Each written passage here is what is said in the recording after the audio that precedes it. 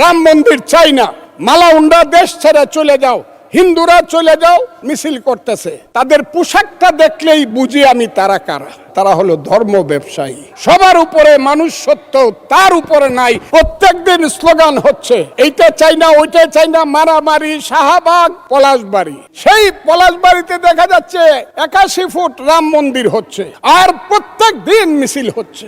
রাম মন্দির চাই না, মালাউন্ডা দেশ ছেড়ে চলে যাও, হিন্দুরা চলে যাও মিছিল করতেছে। তাদের পোশাকটা দেখলেই বুঝি আমি তারা কারা। সেই পোশাকি লোকজনের সংখ্যা এখন বেড়ে গেছে, এমন বাড়ছে যে তারা পৃথিবীর কোন সভ্যতা, সংস্কৃতি, কোনো কিছু শুনতে চায় না, কোনো কথা শুনতে চায় না। ধর্মকে নিয়ে শুধু ব্যবসা করতে চায়। তারা হলো ধর্ম ব্যবসায়ী। সেই সব লোকজন আজকে ওখানে যাচ্ছে, মারামারি করছে। আমি সরকারকে বলবো, স্বরাষ্ট্রমন্ত্রী আছেন, যদি মনে করেন মন্দির ওখানে করা ঠিক না বা রাম মূর্তি করা ঠিক না, বন্ধ করে দেন একদম কঠিন ভাবে, যে না এই দেশে কোনো মন্দির টন্দির বা মূর্তি করা যাবে না। কিন্তু আমি মনে করি ওই 100 না 300 ফুট মূর্তি বানাক, আমি মুসলমান, আমার কি আইলো গেল, আমি তো ওটার দিকে তাকাই না। আমি প্রয়োজনে 25 তলা মসজিদ করব, অসুবিধা কি?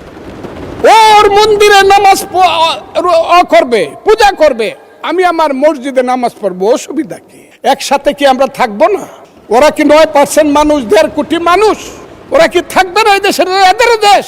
14 পুরুষ আগে তো এদেরই দেশ ছিল। এটা 1204 খ্রিস্টাব্দের আগে এইখানে হিন্দু এবং বৌদ্ধদের দেশ ছিল।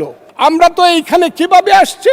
আমরা আসছি হযরত খাজা মাইনুদ্দিন চিশতি রহমাতুল্লাহ আলাইহি, খাজা নিজামুদ্দিন, বখতিয়ার খাকি, হযরত শাহজালাল, শাহপরান, গেসুদারাজ, ওই চট্টগ্রামের বাইজিদ বুস্তামি, ওই বাগেরহাটের খান জাহান আলী থেকে ধরে ওলিয়া উলিয়া গাউস কুতুব দরবেশরাই তো এই দেশে বলছে আইসে, শোনো হে মানুষ ভাই, সবার উপরে মানুষ সত্য, তার উপরে নাই।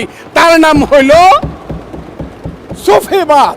সেই সুফিবাদকে তো তারা মানে না। তারা তো মাজার ভাঙ্গা ফেলতে চায়, তারা তো আগুন দিয়া পুড়ে দিতে চায়।